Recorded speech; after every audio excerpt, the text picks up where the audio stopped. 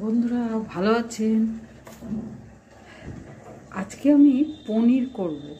এই পনির এই জল গরম হয়ে গেছে, পনিরটা সেদ্ধ করব। একটু ফুটো ফুটো কাঁটা চামচ দিয়ে ফুটো ফুটো করে দিয়েছি যাতে মশলাটার ভিতরে পরবর্তীকালে ঢোকে। এই আলু দিলাম, সব সেদ্ধ করে নেব। আর এই পেঁয়াজ কলি দিলাম অল্প করে।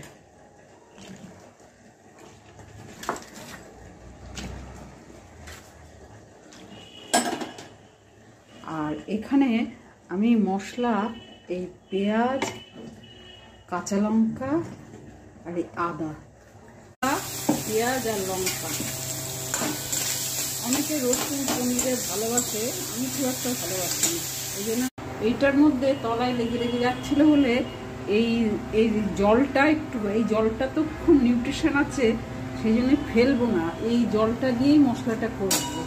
এই জলটা দিয়েছি আর এই গুঁড়ো মশলাগুলো এবার দেবো। এই যে জিরে, এই ধনে, তারপর হলুদ, নুন, এইটা হচ্ছে বিরিয়ানি মশলা, আর এইটা গোলমরিচ, এটা গরম মশলা, আর এইটা কাশ্মীরি লঙ্কার গুঁড়ো।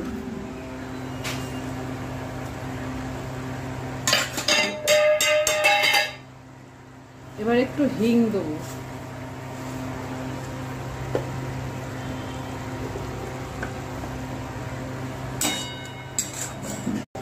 এই জলটাকে দিয়ে দিয়ে কষছি। এই যে পেঁয়াজ কলি, আলু সেদ্ধ, পেঁয়াজ কলি সেদ্ধ আলু দিয়ে দিয়ে এখনো আরেকটু আলুটাকে সেদ্ধ করতে হবে। একটু সামান্য ঝোলটাকে ঘন হওয়ার জন্য, একটু মাখো মাখো হওয়ার জন্য সামান্য একটু বেসন দিলাম, একটু গুড় দিলাম। এবার এই ধনে পাতা দিয়ে দিচ্ছি, এই কাঁচা লঙ্কা দুটো, আর এইটা সেদ্ধ পনিরটা দিয়ে দিলাম, আর কসুরি মেথি, এই যে কসুরি মেথি।